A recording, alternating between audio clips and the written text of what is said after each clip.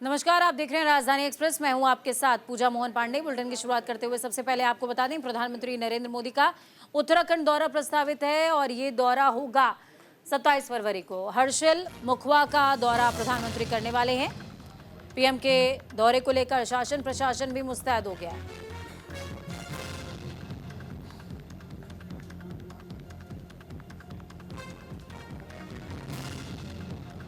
तो प्रधानमंत्री के दौरे को लेकर प्रशासन मुस्तैद है। पीएम के दौरे से पहले उत्तरकाशी पहुंचे हैं सीएम धामी भी।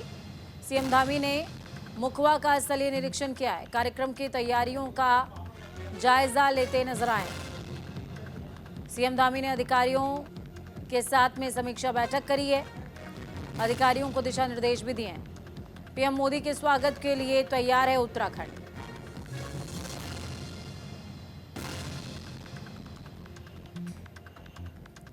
प्रधानमंत्री नरेंद्र मोदी के प्रस्तावित दौरे को लेकर तैयारियां अपने अंतिम चरण में हैं। मुख्यमंत्री पुष्कर सिंह धामी ने उत्तरकाशी के हर्षिल क्षेत्र पहुंचकर मां गंगा के शीतकालीन प्रवास स्थल मुखवा का स्थलीय निरीक्षण करते हुए तैयारियों का जायजा लिया है। प्रधानमंत्री नरेंद्र मोदी 27 फरवरी को शीतकालीन यात्रा के लिए उत्तरकाशी पहुंचने वाले हैं, जिसको लेकर के प्रशासन की ओर से लगभग तैयारियां पुख्ता हो चुकी हैं। सीएम धामी ने हर्षिल पहुंचकर मां गंगा के शीतकालीन प्रवास स्थल मुखी मठ क्षेत्र में तैयारियों का स्थलीय निरीक्षण किया है। इसके साथ ही अधिकारियों की समीक्षा बैठक भी की गई है। मुख्यमंत्री पुष्कर सिंह धामी ने कहा, देवभूमि उत्तराखंड की दिव्यता और आध्यात्मिकता को वैश्विक पहचान दिलाने की दिशा में ये यात्रा एक महत्वपूर्ण कदम साबित होगी। प्रधानमंत्री नरेंद्र मोदी का देवभूमि में स्वागत करने के लिए उत्तराखंड में सभी लोग उत्साहित हैं।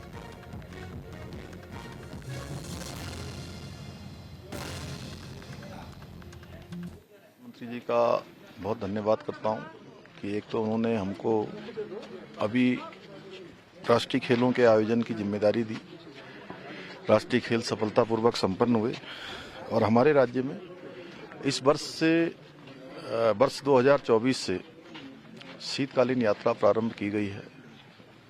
उसी के प्रोत्साहन के लिए आदरणीय प्रधानमंत्री जी मुखवा आ रहे हैं, हर्षिल आ रहे हैं और शीतकाल में आपको ये दिख रहा होगा चारों तरफ बर्फ से भरी हुई सारी चोटियां, सारे हमारे पहाड़, श्रीखंड और यहाँ का मौसम, धूप शानदार होती है।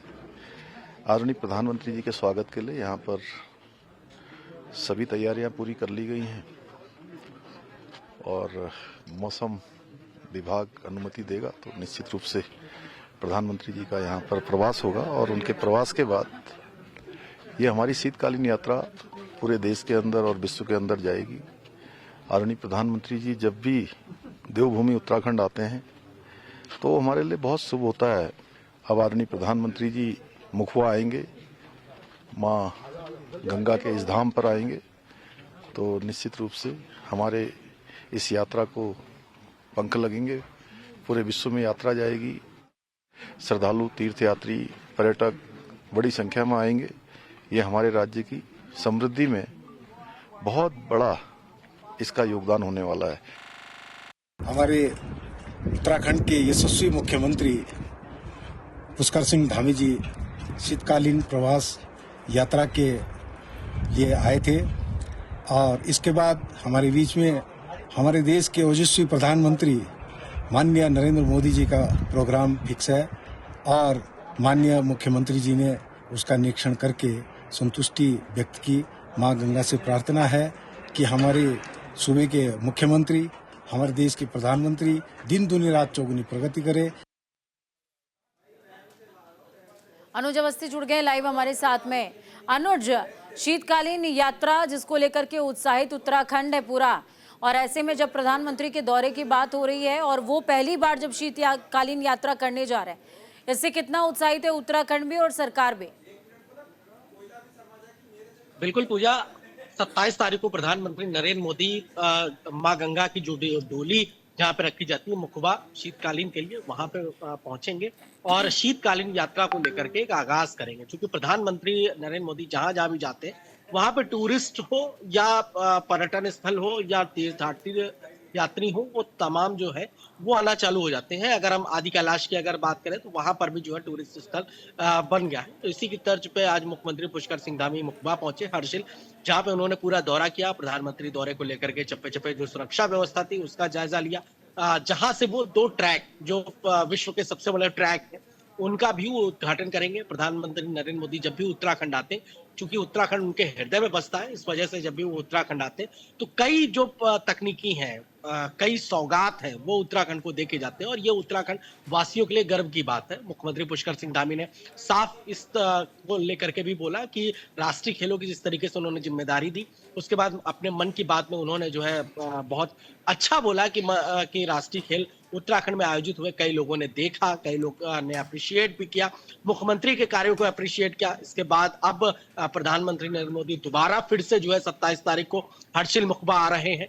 वहां पे वो माँ गंगा के पास माँ गंगा का आचरण करेंगे, चूंकि गंगोत्री से ही गंगा निकलती है और गंगोत्री गोमुख से गंगा निकल करके गंगोत्री जो धाम है शीतकालीन यात्रा को लेकर के उसको भी बढ़ावा दिया जाएगा। तो पूरे देश ने, विश्व तक के जो लोग हैं, चूंकि 6 महीने की 4 धाम यात्रा है उसमें तो आते ही आते हैं, लेकिन शीतकालीन यात्रा पर भी लोग जो है उत्तराखंड पहुंचेंगे और जाहिर सी बात है कि अगर जब लोग यहाँ पे पहुंचेंगे तो उत्तराखंड का टूरिज्म बढ़ेगा, उत्तराखंड लगातार जो राजस्व है वो बढ़ेगा और साथ ही साथ 6 महीने का जो कार्यकाल है 4 धाम यात्रा का, वो पूरे साल भर का कार्यकाल किया जाएगा। जी बिल्कुल, साल भर का कार्यकाल, इंतजामात भी किए जाएंगे। इस बीच देखिए इंतजामातों का जिक्र ज़रूरी हो जाता है अनुज।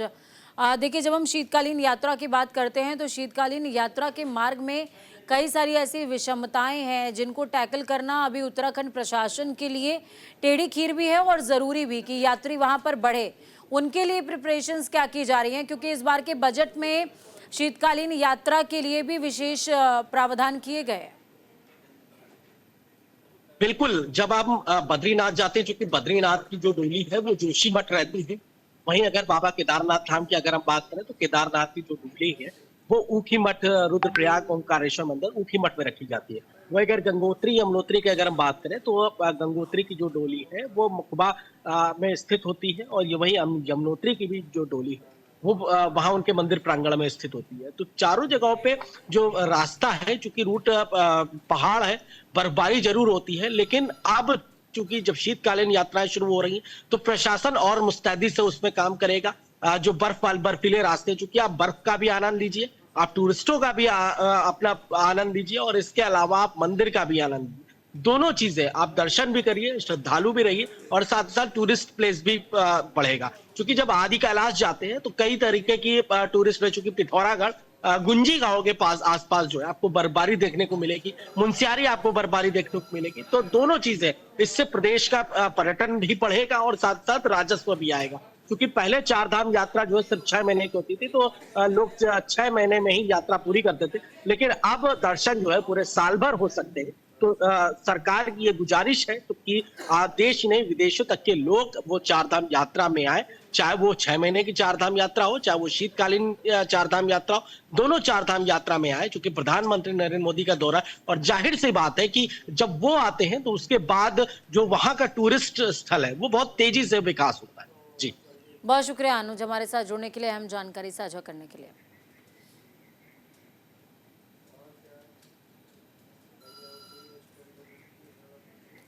उत्तराखंड के वरिष्ठ आईपीएस अधिकारी का निधन हो गया है।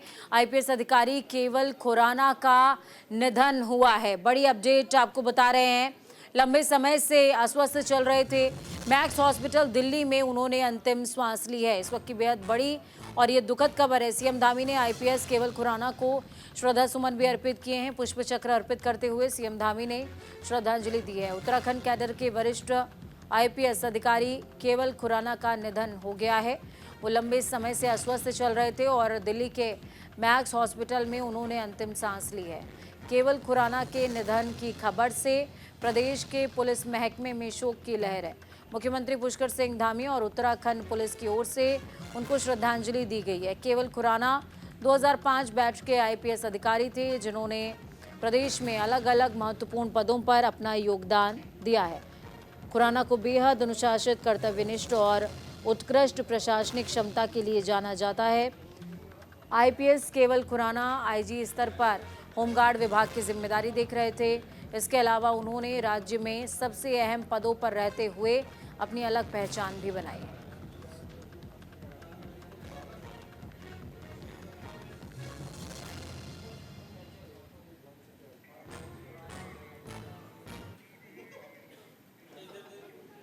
तो mayor Gajraj Singh action mode में आ चुके हैं। हल्द्वानी नगर निगम में रेहड़ी पटरी वालों पर एक्शन लिया गया है। बड़ी अपडेट आपको बता रहे हैं, दुकानों पर मालिकों का नाम लिखना जरूरी होगा, ये उन्होंने कहा है। हर किसी को रजिस्ट्रेशन कराना अनिवार्य होने वाला है। बड़ी अपडेट आपको बता रहे हैं, नगर निगम तय करेगा क्षेत्र में कितनी दुकानें लगेंगी।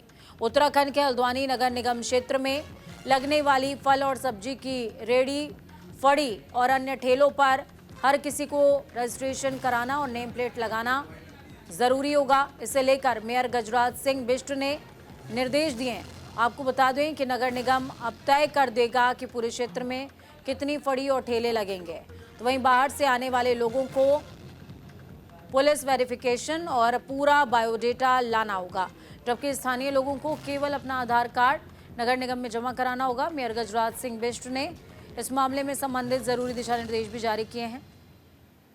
बताया कि जो ठेला संचालक इन आदेशों का पालन नहीं करते उनके खिलाफ आवश्यक कार्रवाई की जाएगी।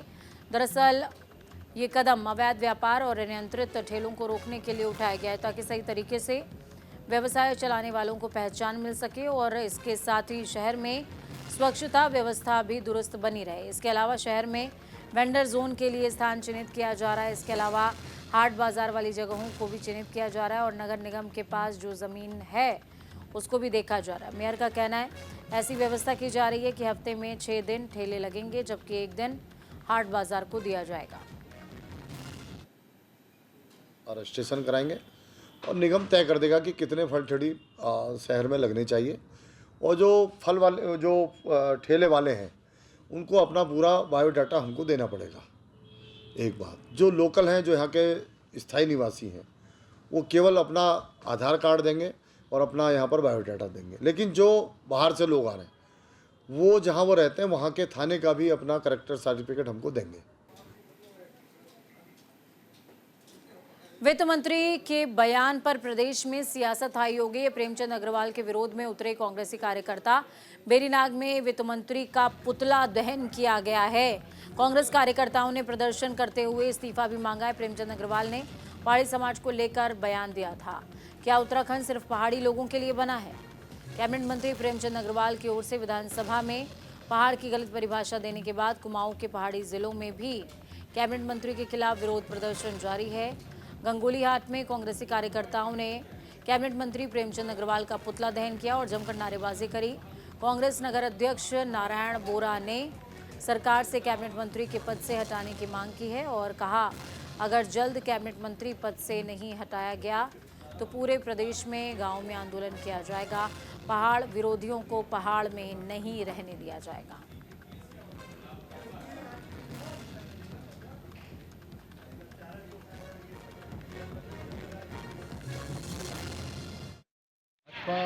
सरकार में मंत्री प्रेमचंद अग्रवाल का पुतला दहन किया गया।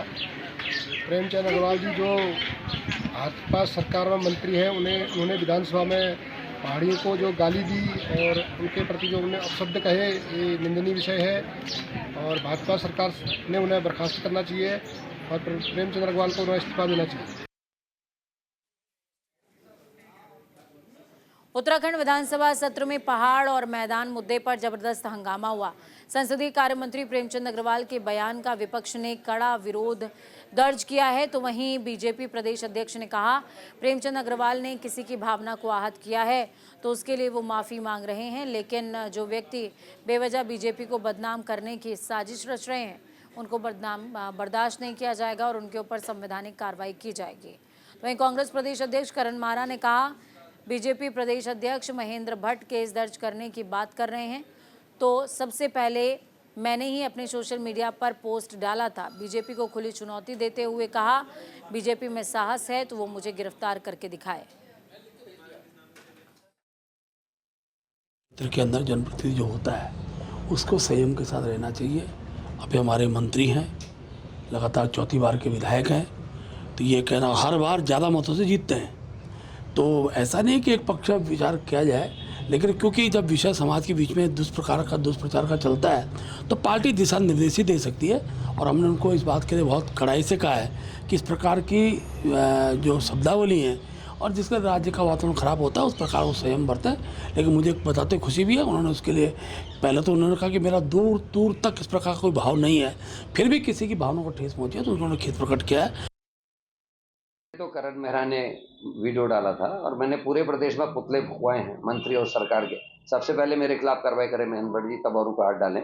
मैं सहर्ष अपने आप को सामने ला रहा हूँ और कमजोरी न समझे महेंद्र भट्ट। क्या आप पहाड़ के लोगों को गाली देंगे? आपके मंत्री पहाड़ के लोगों को पीटेंगे? नेगी को जिस तरीके से पीटा गया, आपके मंत्री और आपके कार्यकर्ता गाली दें पहाड़ के लोगों को जिस तरीके से ऋषिकेश में दी गई और कांग्रेस चुप रहेगी? गलतफहमी है। ये पूरा उत्तराखंड उत्तराखंडियत से बना है, चाहे वो हरिद्वार का रहने का नागरिक है, चाहे वो धारचूला का रहने वाला व्यक्ति है, चाहे वो चक्राता का रहने वाला व्यक्ति है।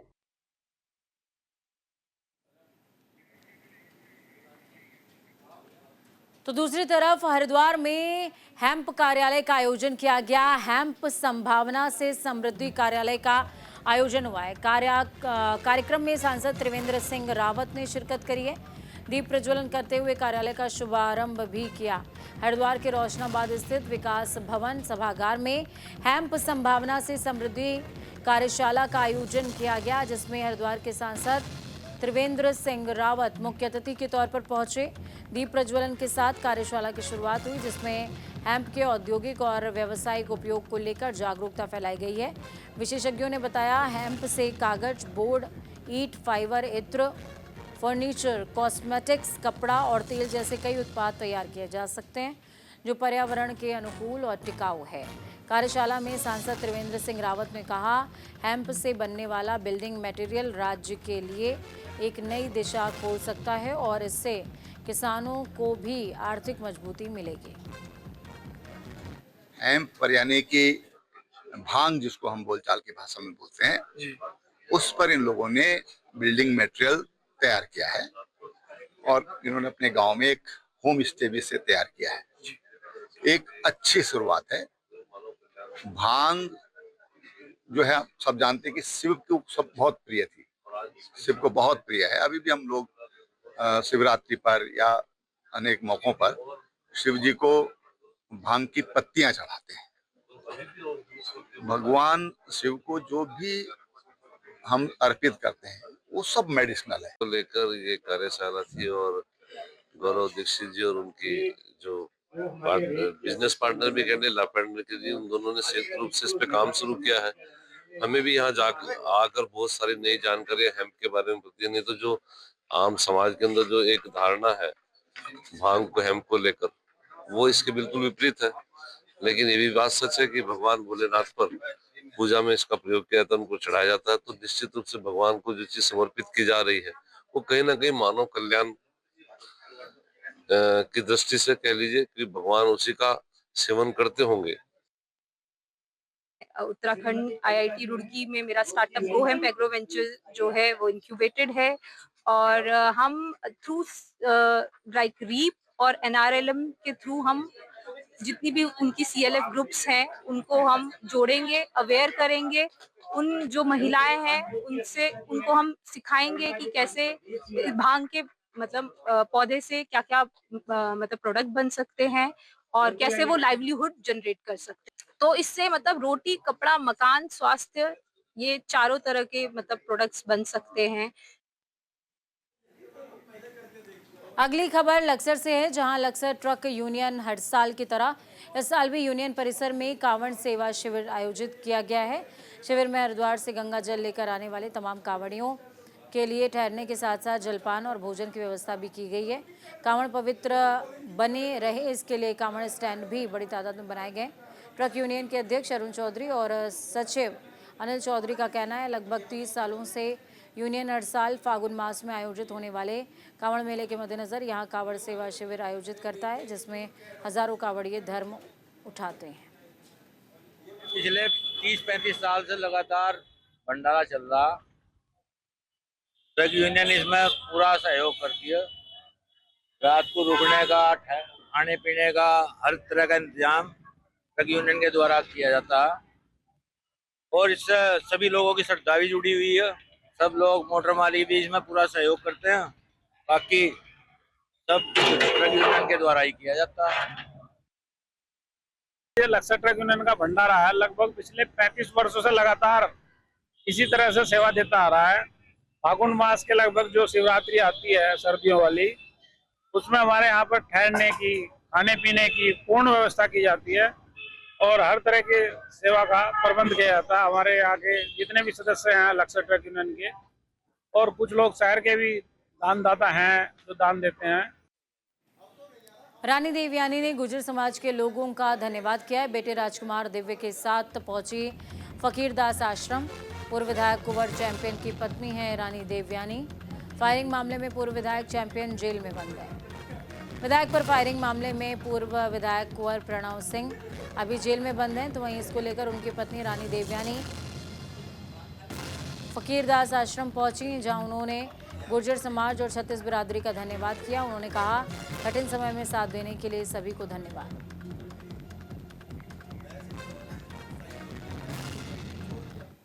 राजधानी एक्सप्रेस में खबरों का सफर यहीं तक। बुलेटिन के उस पार ताज़ा अपडेट्स के लिए देखते रहिए न्यूज़ इंडिया, क्योंकि हमें राष्ट्र की आवाज़। नमस्कार।